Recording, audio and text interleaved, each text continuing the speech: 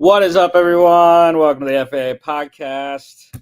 Couple days, Christmas Eve today. So hope everyone's enjoying the holiday season. We got a game going on right now, the famous Idaho Potato Bowl in Boise, Idaho, on the blue turf, and pretty good one. 12:30 to go in the fourth. Fresno State NIU tied at 13, third and four for Fresno on offense. Deplenished rosters on both sides, especially at the quarterback position, but an entertaining game nonetheless. Go Bulldogs. Anyways, let's roll through what we got going on here. Starting off on Friday, we had a couple games. This was the second one. We had already went through the first game, the Staff DNA Cure Bowl there. Union home Morgan's Gasparilla Bowl, though, Florida crushing Tulane 33-8. DJ Lagway, good end to his season, 62.9%, 305 touchdown, 2 picks. Struggled a little bit, but was enough. Florida did it well on the ground. You can see there Jaden Ball leading the way, 14 carries, 70 yards, caught a 6-yard pass as well. Ty Thompson, the Oregon transfer, this season, very difficult day for him. 37.9%, 125 touchdown, 3 picks, 9 carries for 17 yards there. Shamir DK, the Wisconsin transfer, he had a good day in his final game of the year. 6 catches, 96 yards, leading the game in receiving. And defensively, I'm going to go with Tulane linebacker Dixon Agu. 7 tackles, all of them solos, 1 tackle for loss, and 1 interception. Florida minus 9.5, covered under 49.5. All right, Friday night, the college football playoff began, the 12-team era, first round presented by Allstate.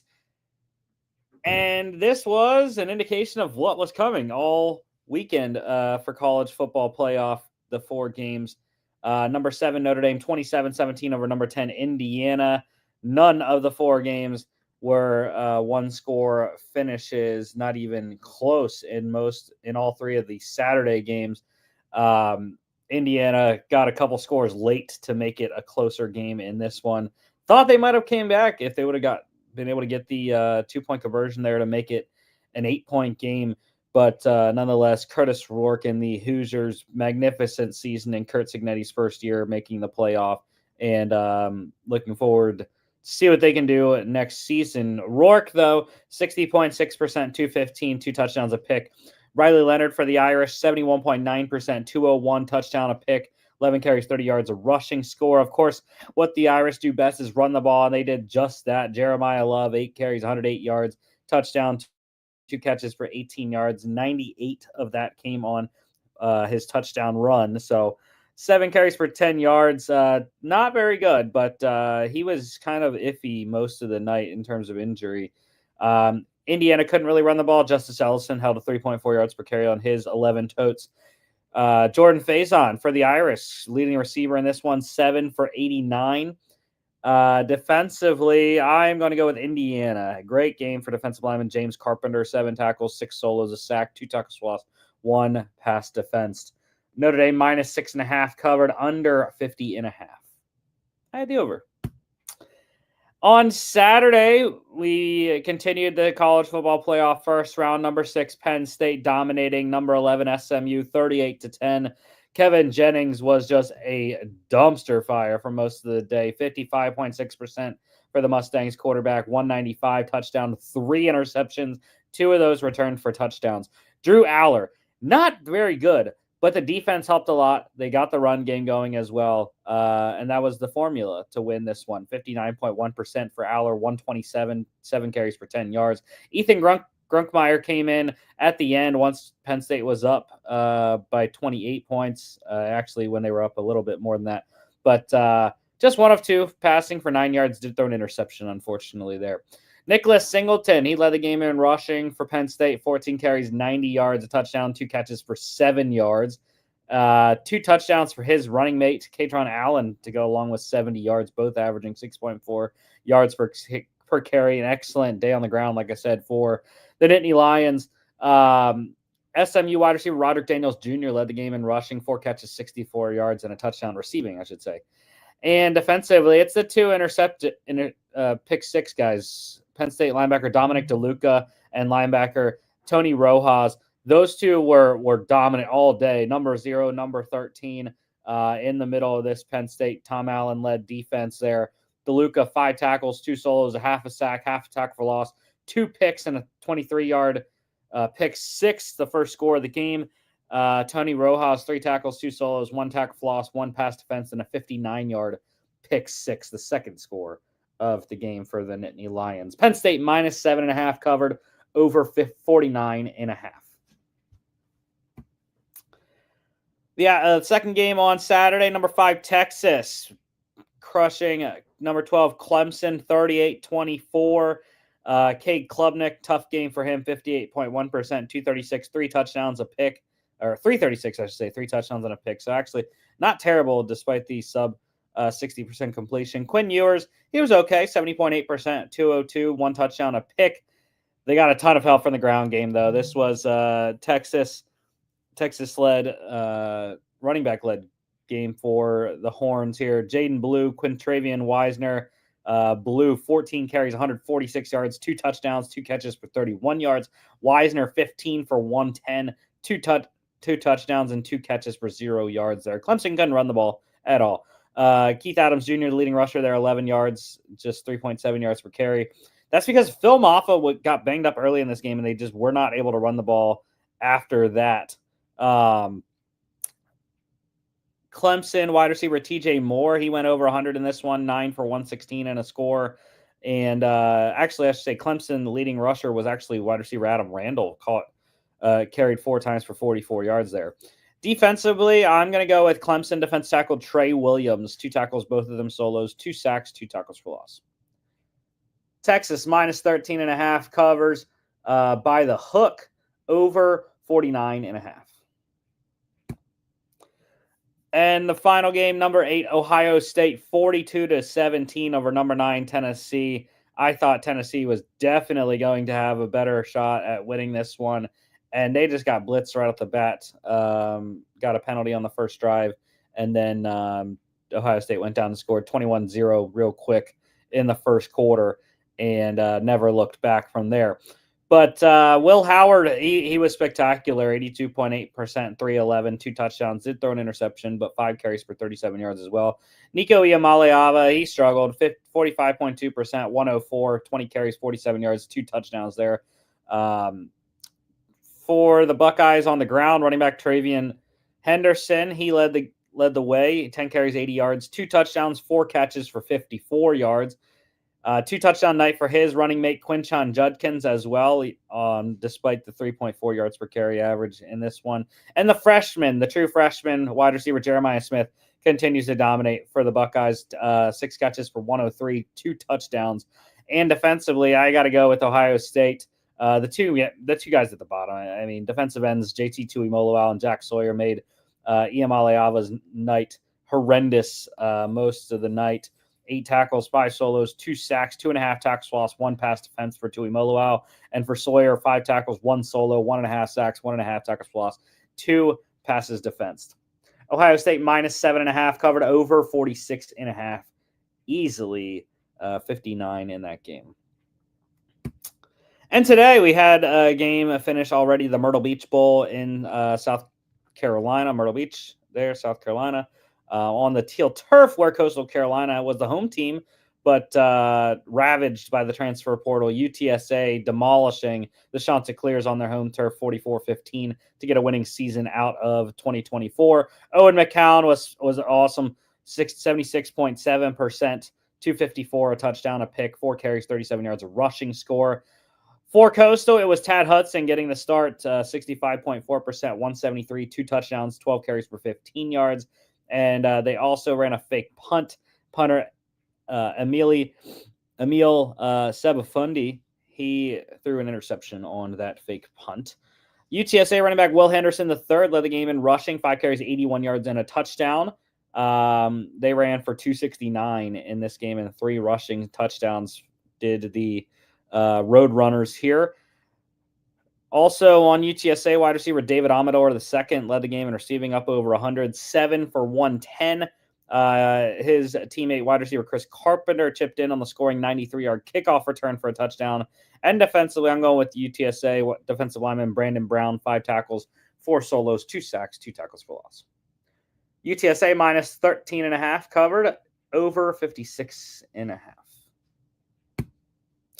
The FCS semifinals, we have the FCS National Championship set. Number 2, North Dakota State getting the first spot in that game, 28-21 over number 3, South Dakota State at the Fargo Dome in Fargo, North Dakota. Mark Gronowski struggled, 56%, 204, a touchdown, 15 carries, 50 yards, and a rushing touchdown for the Jackrabbits. Cam Miller was not asked to do a lot. They ran the ball pretty well with him, 68.4%. 179, 3 touchdowns, 15 carries, 93 yards, a rushing touchdown. The Jackrabbits defense was just not able to contain Miller once he got outside the pocket and broke their contain. Amar Johnson, he led the non-quarterbacks in rushing for the Jackrabbits, 15 carries, 77 yards, touchdown, and a fumble, 3 receptions for 30 yards as well. Big day for North Dakota State wide receiver Bryce Lance. I believe it's the brother of Trey Lance. Was not able to look that up, but 6 for 125 and 3 touchdowns in this game. Crazy good game in a semifinal. And then the lone turnover of the day for North Dakota State was defensive end Losiaka Roques. They recovered the fumble off of Amar Johnson.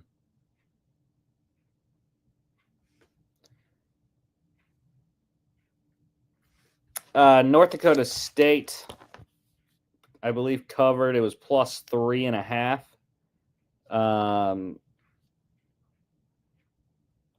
As far as I can recall. And I believe the over hit. Yes, North Dakota State plus 3.5. Oh, the under 49.5 by the hook. That was tough. You had the over. That's why you got to buy that half a point or a whole point to get it. Just under the total there. FCS semifinal, the second one, number 1 Montana State continues their perfect season, 15-0, looking for 16-0 in the FCS championship game next couple weeks from now. 31-17 over number 4 South Dakota. They have now scored over 30 points in every single game this year. Aiden Bauman for the Coyotes, 69%, just 236 yards, no touchdowns, no interceptions. Tommy Malott, touchdown Tommy. It was a porous passing game for him, 47.1%, 134. But he did throw a touchdown and, of course, continued his dominance on the ground. 17 carries, 125 yards, and 2 touchdowns. Travis Teese had a good game for the Coyotes on the ground. 14 carries, 110 yards, touchdown, 7 catches for 80 yards. Big day, 190 total scrimmage yards on 21 touches there. For Montana State, wide receiver Taco Dowler led the game in receiving, 4 for 94 and a touchdown. And, again, the lone turnover on this one, just like the first game, was a fumble. It went to Montana State defenseman Brody Grebe with the fumble recovery. The Bobcats covered minus 9.5, under 56.5. On to the NFL. First game. This was a rough one here. Actually, we had the day games here. I forgot to include the Saturday games, so we're going to talk about those real quick though. Saturday we had a doubleheader in the NFL. The Chiefs beating the Texans was the first game, 27-19. Another closer win for the Chiefs. Another one-score affair there with Kansas City. Mahomes, 28-41, 260, a touchdown. Pretty solid day. Rushing as well, 5 carries, 33 yards, and a touchdown. He did not look very hobbled most of the day there. You had Kareem Hunt leading the Chiefs in rushing, 11 carries, 55 yards, a score. Xavier Worthy leading the Chiefs in receiving, caught 7 of his 11 targets for 65 yards and a touchdown. Defensively for Kansas City, my defensive player of the game for them is going to be defensive end George Karlaftis. Only one tackle. It was a solo, but he had a pass defense and four QB hits. Four QB hits also for defense tackle Chris Jones. In this one, Jaden Hicks, Trent McDuffie picking off C.J. Stroud for Kansas City, who went 23 of 39, 244, 2 touchdowns, 2 picks. Joe Mixon, it was a decent day, but not the greatest. 14 carries, 57 yards for the Texans running back. Tank Dell leading the game in receiving, 6 for 98 and a touchdown on 7 targets. Nico Collins, 10 targets, caught 7 for 60. Dalton Schultz also scoring a touchdown in this one. And defensively for the Texans, there were not a ton of stat stuffing here. I think I got to go with Texans linebacker Christian Harris, 7 tackles, 5 solos, 1 sack, 1 tackle for loss, and 1 QB hit there. First game back in a while for Houston. Chiefs win 27-19. They covered minus 3.5 over 42.5. Second game, big one in the AFC North. Ravens beating the Steelers 34-17 to pull even at the top of the division at 10-5. It was a decent day for both teams. Russell Wilson led the game in passing, 22 of 33, 66.7%, 217, 2 touchdowns, a pick. And Jalen Warren actually led the Steelers in rushing, 12 carries for 48 yards. Najee Harris, 42 yards there. Calvin Austin, no George Pickens. Calvin Austin led the game in receiving for Pittsburgh, caught 4 of his 5 targets for 65 yards. Touchdowns from Russell Wilson going to Cordero Patterson and Michael Pruitt there, so odd day for them. Russ also losing a fumble in this game. Again, tough one. Minkah Fitzpatrick with an interception to add to his day that included 6 tackles, 2 solos, and 2 passes defensed. For Baltimore, Lamar Jackson, another good day. 8 touchdown passes in the last 2 games now. 15 of 23, 207, 3 touchdowns, a pick. Derrick Henry, massive day, massive difference from the first game that the Steelers really were able to shut him down. He went crazy, 24 carries, 162 yards. That's 6.8 yards per carry there. Also chipped in 2 catches for 27 yards. And it was a day of fumbling, of almost for the Ravens, because they fumbled 3 times and got all of them back, which is just ridiculous. If you're on the Steelers side of this one. Zay Flowers, though, over 100, lead the game in receiving, caught 5 of his 8 targets for 100 yards. Lamar's touchdowns going to Mark Andrews, Isaiah Likely, and Rashad Bateman. Defensively for the Ravens, I think the defensive player of the game has to be Kyle Van Noy here. 5 tackles, 2 solos, 1.5 sacks, 1 tackle for loss, 3 QB hits.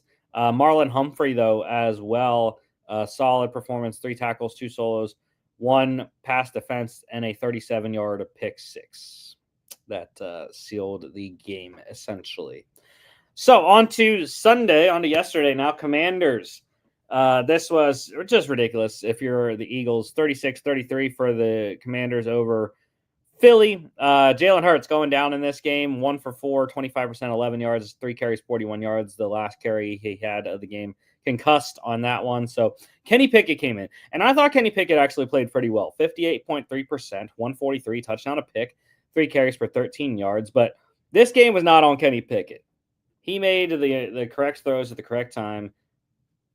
This game was on Devontae Smith. I mean, it's just ridiculous. Devontae Smith, Kenny Pickett put the ball right on his hands on a 3rd down play that would have got a 1st down and killed more clock. And then they could have kicked the field goal that they eventually did. However, he did not. And it left quite a lot of time, and I think a timeout or 2 for Washington to go all the way down the field, score the game-winning touchdown with 10 seconds. So, yeah, it was this one's on Devontae Smith. I think Nick Sirianni did a good enough job getting some good play calls for Kenny Pickett. And I think this also on the Eagles offensive line. I mean, Pickett got hit quite a bunch, got sacked a bunch. And Saquon Barkley, second half was atrocious for him. Not very able to get much going at all. Did end up having a great day, 29 carries, 150 yards, 2 touchdowns. Back sort of on pace for Eric Dickerson's record, 134 yards per game, the last 2 to break it. But everyone's talking about Jaden Daniels, 61.5%, 258, 5 touchdowns, 2 picks, 9 carries for 81 yards.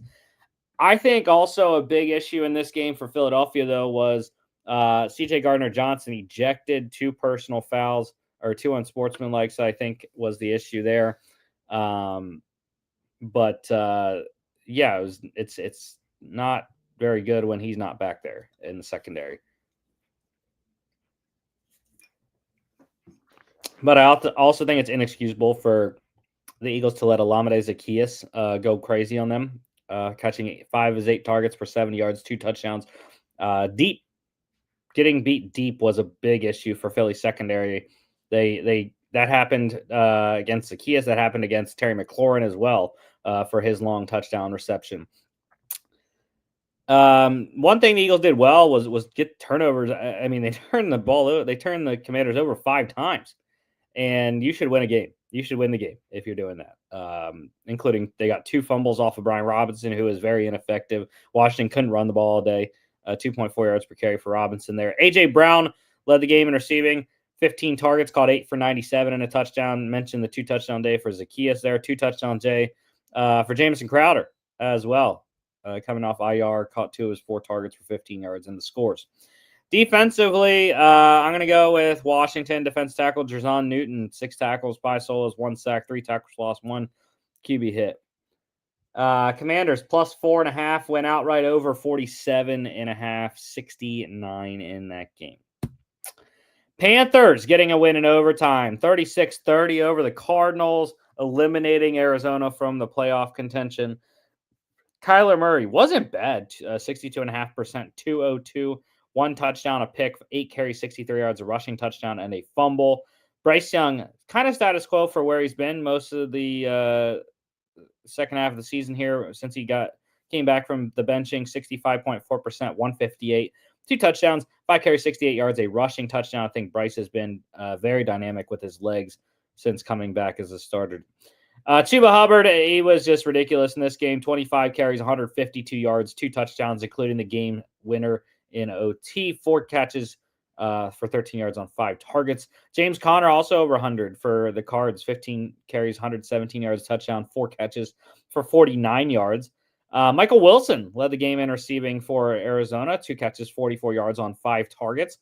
And defensively, how about the day for Panthers linebacker Jacoby Windman? 8 tackles, 4 solos, 1 sack, 1 tackle for loss, 1 pass defense, and 1 QB hit. Panthers plus 5.5 went outright over 47.5, 66 in that game. High scoring affairs, both the 2 first games there. This one was not what I thought it was going to be. I thought the over was going to hit in this game. This was one of the overs that I liked. 19-9, Rams win it in East Rutherford here. Aaron Rodgers, 66.7%, 256, a touchdown and a fumble. Got dinged up on a strip sack by Cam Curl. Did end up finishing the game. Matt Stafford, though, really efficient, 73.7%, but only 110 yards, touchdown, a pick. This game was led by Kyron Williams for LA, 23 carries, 122 yards, touchdown, and a 7-yard reception. Devontae Adams, he had a good day in the loss, 13 targets, caught 7 for 68 and a touchdown. And defensively, I got to go with Rams safety Cameron Curl, 5 tackles, 1 solo, 1 sack, 1 tackle for loss, 1 pass defense, 1 QB hit, and a forced fumble. Rams minus 2.5 covered under a 46.5, easily 28 in that game. Falcons dominating the Giants 34-7. Kirk Michael Penix Jr. getting a win in his first career start. And Drew Lock threw 3 touchdown passes, actually. Just 2 of them ended up being the Falcons. 56.4%, 210, 1 touchdown, 2 picks, and a fumble.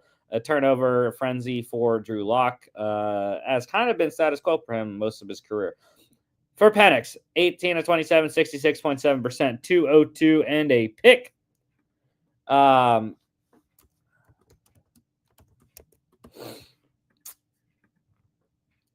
Bijan helped his rookie quarterback out a ton. 94 yards on 22 carries, 2 touchdowns, 2 catches for 9 yards there. Darnell Mooney, 1 target last week, no receptions. He was back leading the game in receiving in this one with Penix at the helm. Caught 5 of 6 targets for 82 yards.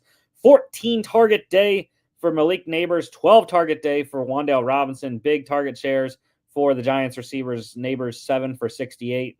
Robinson 7 for 62. And defensively, how about the days for the boys that got the touchdowns for the Falcons? Safety Jesse Bates, the third, linebacker Matthew Judon Bates, 2 tackles, 1 solo, 2 pass defense, 55-yard pick 6, and Judon 1 tackle. It was a solo, a sack, tackle for loss, 1 pass defense, 2 QB hits, and a 27-yard pick 6. Dominant for the Falcons. Minus 9.5. Falcons covered under 43.5, just barely.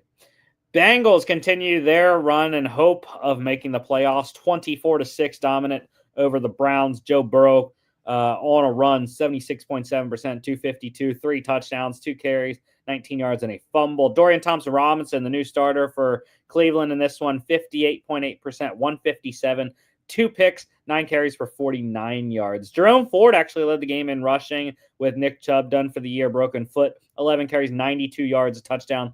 Cut off 5 of his targets for 39 yards. I am pissed. Why, Chase Brown? Why you've been scoring like all season, and this game you decide not to score? I don't understand it. I'm pissed. Could have won some money on that one. But Jamar Chase, again, just like Joe Burrow continues his excellent stretch, caught 6 of his 8 targets for 97 yards and a touchdown. Double-digit target share for tight end David Njoku on the Browns. Wide receiver T. Higgins for the Bengals. Njoku caught 8 of his 10 for 66 yards. And Higgins there, 8 of 11 for 58 yards. Defensively, I got to go with Bengals defense tackle Chris Jenkins Jr. 2 tackles, both of them solos, 2 sacks, 2 tackles for loss, 2 QB hits. Bengals minus 10.5 covered under 46.5. Colts 38-30 over the Titans. Who thought this one was going to be as high scoring as this one? 68 points in this game, and I thought for sure Mason Rudolph's going to bring these boys back. I was with Jimmy, I believe, on the Titans split of the squad. John and Logan on the Colts here. Mason Rudolph, I mean, it was a tough day, but he almost did bring them back. 67.6%, 252, 2 touchdowns, 3 picks, and the Titans actually look like an offense. But again, they suck, so they got the loss, even though I picked them.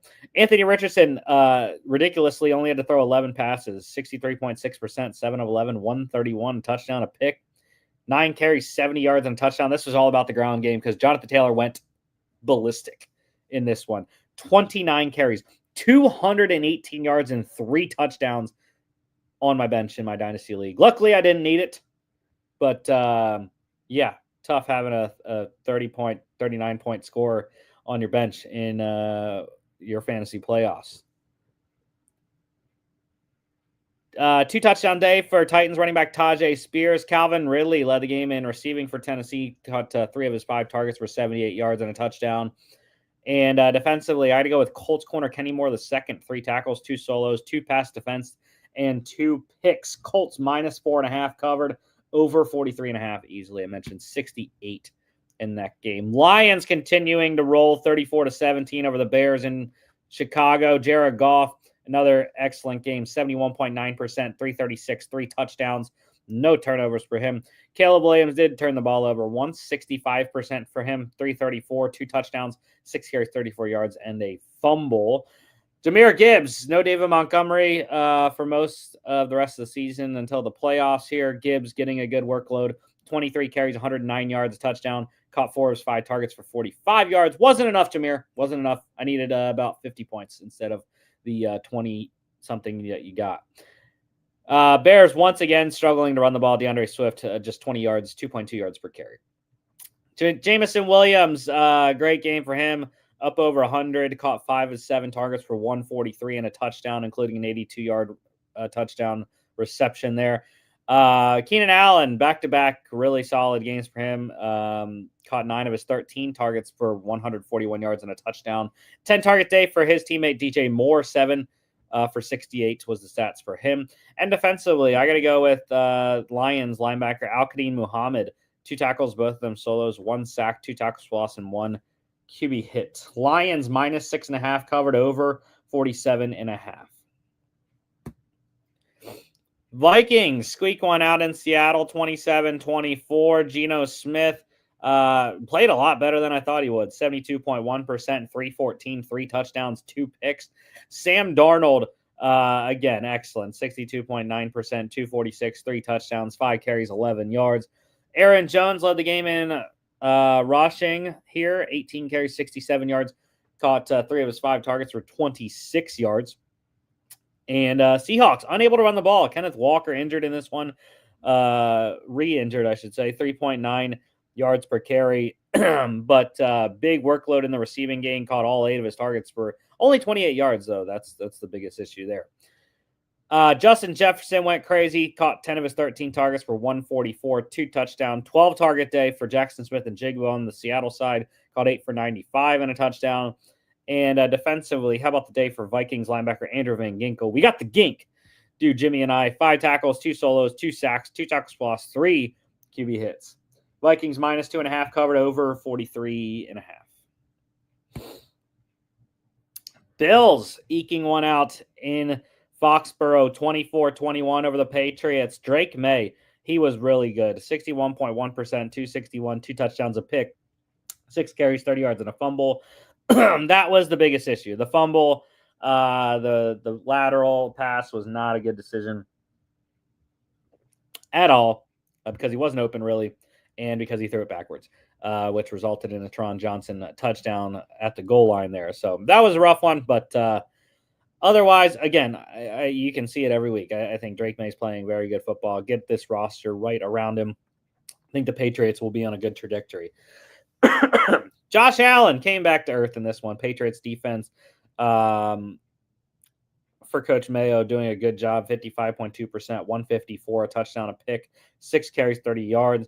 And I don't know. Josh doesn't look healthy. They mentioned he has a broken hand, and it hurts to throw the ball. And you could see him on the sideline a couple times throwing the ball, squeezing it, trying to, fight through the pain there. But relied on a good running game. Did Buffalo. James Cook, 100 yards even on 11 carries, touchdown. Caught three balls for 26 yards, a receiving score as well. How the leading receiver in this one? Patriots wide receiver Kayshon Boutte, 5 of 7 targets, caught for 95 yards and a touchdown.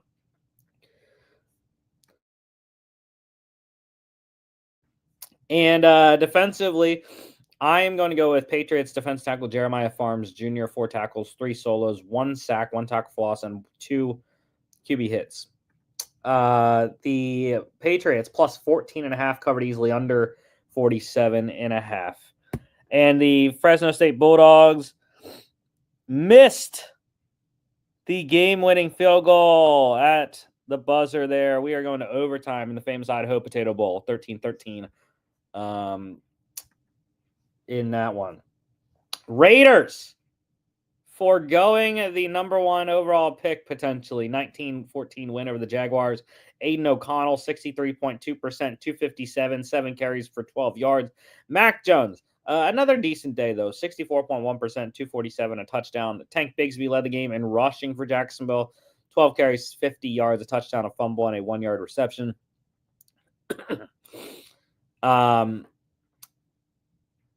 Brian Thomas Jr., big day for the rookie, going over 1,000 yards, caught 9 of his 13 targets for 132 and a touchdown.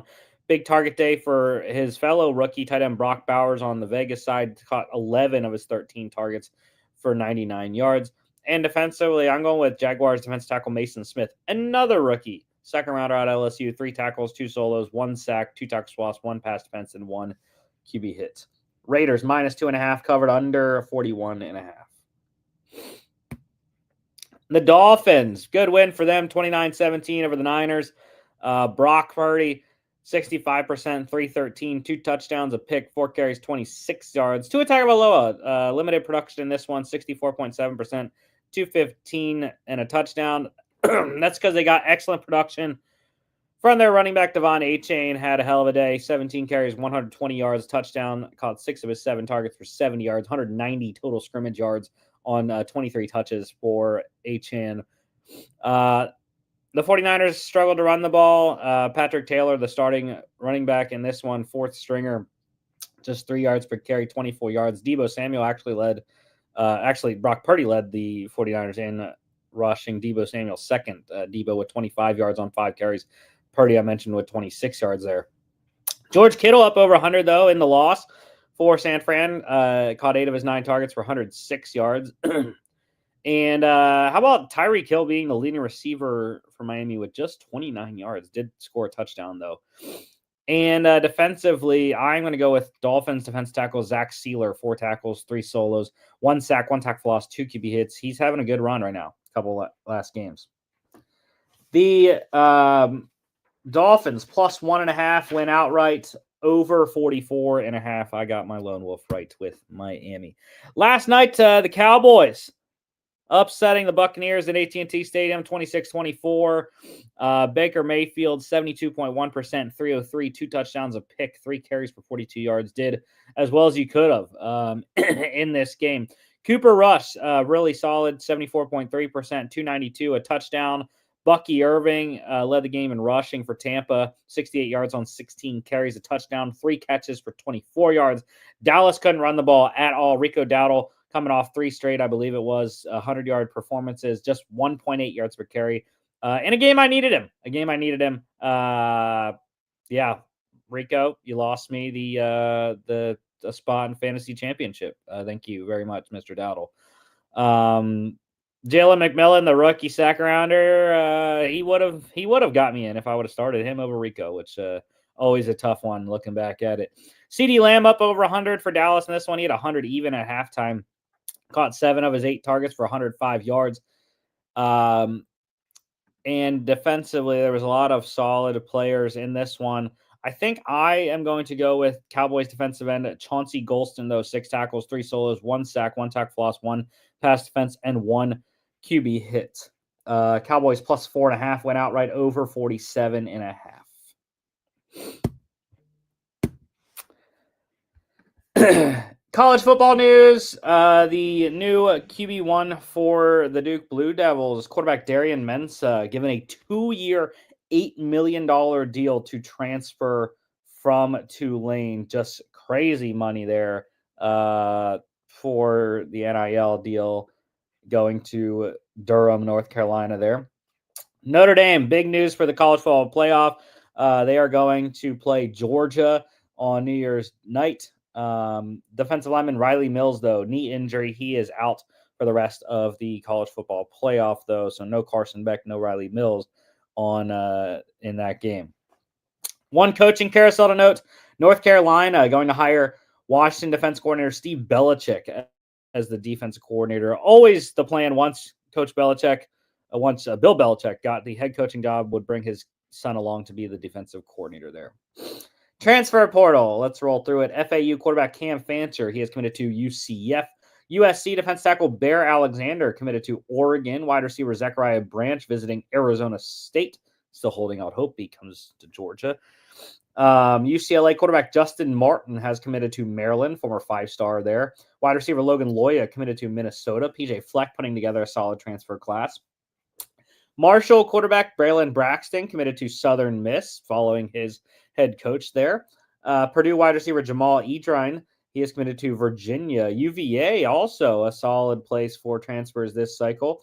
Army running back Kanye Udo has committed to Kenny Dillingham and Arizona State, the Big 12 champs. Boston College wide receiver Duran Bradley committed to Kansas State. Florida State edge rusher Patrick Payton committed to LSU. Brian Kelly, again, I think they're the number 1 transfer class so far. SMU quarterback Preston Stone has committed to Northwestern. UNLV defensive lineman Fisher K-Mac, he visited with Arizona. Coastal Carolina defensive end Clev Lubin committed to Louisville. Scott Satterfield getting a couple solid additions this year. Indiana quarterback Taven, or not Scott Satterfield, Jeff Brom, I should say. Indiana quarterback Taven Jackson is in the transfer portal. Colorado linebacker Nakai Hill-Green has committed to Alabama. Clemson wide receiver Troy Stellato, interest from Arkansas, Kansas, Michigan, UCF, Pittsburgh, and Louisville. Charlotte quarterback Deshaun Purdy has committed to Florida. Georgia Southern linebacker Marquise Watson-Trent is in the portal, as is Western Michigan running back Jaden Nixon. Penn State quarterback Bo Pribula, one of the biggest names in the portal, top quarterbacks, committed to Eli Drinkowitz, and Missouri potential successor there to Brady Cook. Ole Miss running back Rashad Amos, former Miami, Ohio Redhawk, had great production there. Not as much with the Rebels this year, but he is committed to Memphis. Georgia Tech wide receiver Eric Singleton, one of the top players in the class, #1 wide receiver, has committed to Auburn. So big get for Coach Freeze down there. Pittsburgh running back Rodney Hammond has committed to Sacramento State. Western Kentucky quarterback Caden Veltkamp has committed to FAU. Fresno State quarterback Mikey Keene has committed to Michigan. So they're going to have an interesting quarterback duel there with #1 2025 quarterback Bryce Underwood also in the mix. Cal wide receiver Mikey Matthews is in the portal. Not a ton of production, just 32 catches this year for the Bears, the Golden Bears, but a lot of production last year as a freshman for Utah. West Virginia running back CJ Donaldson, he has committed to Ohio State. And want to get you an update on the Idaho Potato Bowl. Fresno State scoring on their first possession of overtime. It is now 20-13. NIU must score a touchdown and an extra point to get it to double overtime, and that they do. Incompletion. Never mind. I thought he caught it. Thought it was a touchdown. Would have been an interesting situation to see if Coach Hammock would have went for 2. But UFL news. One note there: the St. Louis Battlehawks have re-signed wide receiver Andy Isabella, former second-round pick of the Cardinals. Had a stint on the Steelers practice squad the last couple of weeks, but back with St. Louis now. NFL news. The Falcons, they are expected to release quarterback Kirk Cousins prior to his March 17th $10 million roster bonus. So it has gone downhill there. They're ready to eat the cap and dead cap hit and move on. With #8 overall pick Michael Penix Jr. as their starter going into next year. Scheduling note here. The Cowboys at the Eagles game, that has moved from its standalone spot, 4:25 p.m. to a 1 p.m. kick this weekend, and the Packers at the Vikings have moved into that slot, 1 o'clock to 4:25. IR return. The Chargers today opening the practice window for running back J.K. Dobbins, also coincidentally Coach Harbaugh's 61st birthday 2 days. So happy birthday, Coach. It is Kirby Smart's birthday as well, 49 for him. Injuries. A bad one on Saturday there. Texans wide receiver Tank Dell dislocating his kneecap. Also found out he tore his ACL, among other damage. Probably will not make the start of the 2025 season. It's a long recovery at this point, and it will be very difficult for him to get ready for week 1. Good news for Pittsburgh Steelers wide receiver George Pickens with a hamstring injury has a chance to play on Christmas, looking likely, as he and safety Deshaun Elliott were both listed as full participants in practice in the estimated walkthrough there today. Browns quarterback Dorian Thompson-Robinson, he has a calf injury. Tight end David Njoku has a knee injury, so Cleveland injuries to monitor going into Week 17. Ins and outs for tonight's game. Saints running back Alvin Kamara with a groin. Quarterback Derek Carr, fractured left hand. Wide receiver Chris Olave with a concussion. Wide receiver Bub Means with an ankle injury. All are out. Wide receiver Marquez Valdez-Scantling with a chest injury and an illness is questionable. For Green Bay, safety Javon Bullard with an ankle. Linebacker Quay Walker with an ankle are both out. The Packers activated tight end Luke Musgrave off of IR with his ankle injury. He will play. Corner Jair Alexander with a knee injury. Corner Corey Ballantyne with a knee injury, and safety Evan Williams with a quad injury are all questionable. One extension to note, the Titans, they signed kicker Braden Narvison to a 1-year extension, keeping him in the fold for 2025. And the Texans were the team today that claimed Ravens wide receiver Deontay Johnson. So 4th team in the calendar year for Johnson. He's on his 3rd team during the season here. And we will see if he, I highly doubt he will be able to play by Wednesday, but Yeah, he is now officially a Houston Texan after being claimed off of waivers.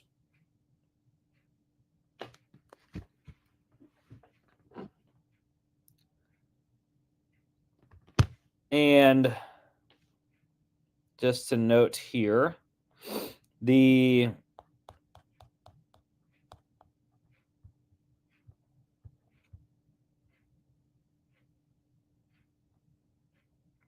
oh yeah, the Ravens claimed Steven Sims earlier this week as well. All right, pick standings. Yeah, the lone wolf trend continues for everyone on this Monday show. Still winless on our lone wolves here. Um, I lone wolfed the Broncos on Thursday night, and what do you know? They lost. The only lone wolf of this week's picks. So we had the doubleheader on Monday Night Football, which everyone got, and then I lost the Thursday night game with the Chargers and the Broncos there. So I have now fallen behind by 2 with not that many to go. And Jimmy, Logan continue to tie at the top. John right behind him with 1. NIU has scored a touchdown, by the way, to make a decision here. And I would think Coach Hammock's going to go for 2, but looks like nope. Quarterback's coming off the field. They are playing for double overtime, unless we see a fake extra point. Games tonight. Here we go. We got Saints. Saints at the Packers. Saints nothing to play for anymore except spoiling some people's seasons. But Packers, they are looking. I believe they did clinch. I can't remember.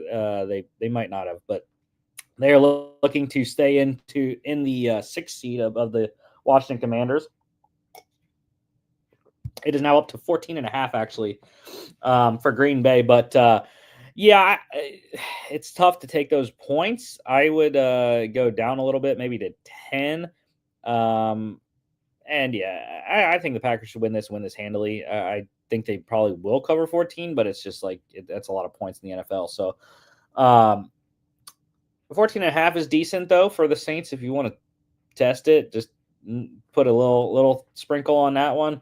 But yeah, I think Green Bay, Jordan Love should have a solid night. Probably cold there in Wisconsin. Total is 42.5 for this one. I like the under. Not trusting the Saints to score a lot. 8:15 p.m. ABC and ESPN. Forgot to mention the college football games we have. We have some bowl games right around Christmas here, including Christmas Eve tomorrow. We have the Hawaii Bowl, USF 6-6, 6.5 point favorites against San Jose State, who is 7-5 for San Jose State. They are 3-point favorites. USF is the underdog by 3. Total is 63.5.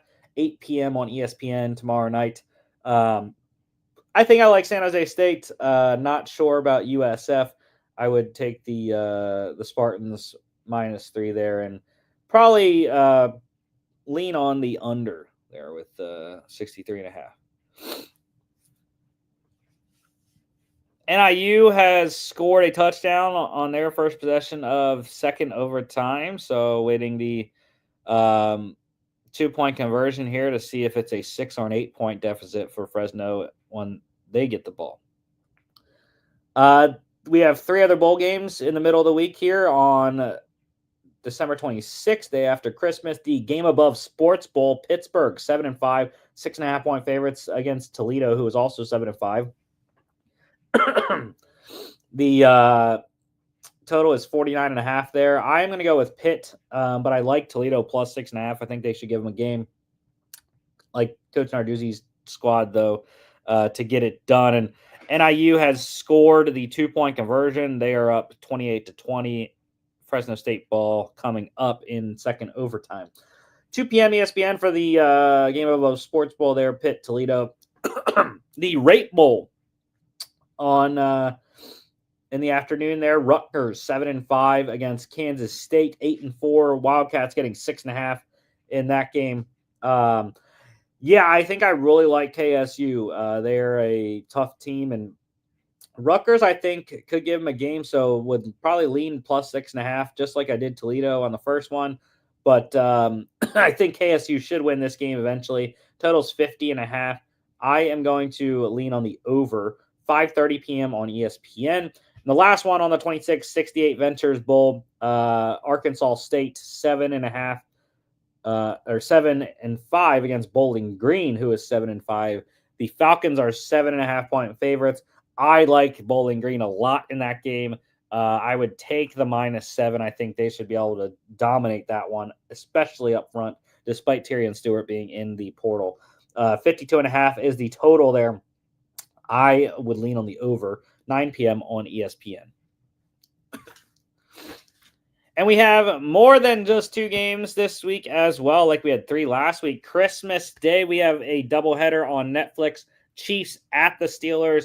Kansas City getting 2.5 points in Pittsburgh. And look, this is a must for Pittsburgh, right? They need to keep winning because if they win out, they win the division, okay, against Baltimore. So need this game. It's a tough schedule. Chiefs Bengals to end the year for the Steelers. They've lost 2 in a row to the Eagles and the Ravens. They need to win this game and have the Ravens potentially lose one of the 2. That is why I like Pittsburgh, okay? Not just because I'm a Steelers fan, but George Pickens should be back for this game. Big boost for this offense. It's going to be a struggle against the Spagnuolo defense, but I think if Patrick Mahomes is any sort of hobbled or achy from only having 4 days rest, I think TJ Watt and the Steelers defense should be able to rattle him in this one. Hopefully Cam Hayward can get some good pressure up the middle there. John is with me, though, so I'm not lone wolfing. I thought I might have been, but John is with me on Pittsburgh. Logan, Jimmy on the Chiefs. They're at 14-1. And they can lock up the number 1 seed if they win this game. Total here is 43.5. I'm going to go with the under. 1 p.m. on Netflix. 2 really good defenses. Christmas afternoon/night game. Ravens at the Texans. Baltimore getting 4. And yep, I am rolling it. Look, I'm down games for the lead on this show here. I need it.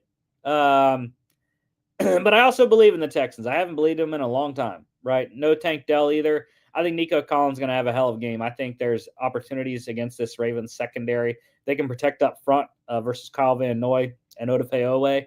I think C.J. Stroud will have one of his best games of the year, actually, in this game. It's in Houston at Energy Stadium. Give me Houston to win this one. The Texans' defense has been up and down this year. They did a good job against Patrick Mahomes last week. And I think they could contain potentially Lamar on Christmas Day. Total's 46.5.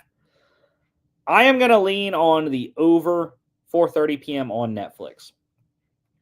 And on Thursday, we have the Seahawks at the Bears. Last Thursday night game of the year, week 17 here. Seahawks, we are all on them. Could be a trappy game against Chicago in Chicago with that Bears defense who has not played very well since Eberflus got fired. But think another week of Geno Smith trying to get healthier. He's having a great connection with Jackson Smith and Jigba. And I think the Seattle defense will shut down Caleb Williams and the Bears offense there. So give us Seattle. I like 3 points as well. 3.5. 3. I like 3. Take the half to get to 3. 43.5 is the total. I am going to lean on the over. 8:15 p.m. on Prime Video. And that is the show for today. Pretty short one, kind of, by myself. A little bit over an hour. And just as our show is ending, so is the famous Idaho Potato Bowl. Fresno State sacked on 4th and 9 to win the game for NIU there. So congrats to the Huskies. Rusty's Huskies getting it done there. That is who we all picked on the Friday show. But yeah, next week, NFL Week 18, last week of the season. We'll see if we have any, playoff positioning battles going down. But we will have the last Monday night game of the season next week. The Lions at the 49ers. That was pegged to be a potential NFC Championship game rematch. But 49ers falling by the wayside this season. Lions looking to lock up the number 1 seed here the last 2 weeks of the season. But don't forget to follow us on all our social media at FAA Podcast on Instagram and X at FAA_bets on X as well. FAApodcast.com is a website. Check us out here on YouTube, Facebook, X, and Instagram as well as Spotify, Apple Podcasts, iHeartRadio. Merry Christmas, everyone, and we will see y'all back on Friday.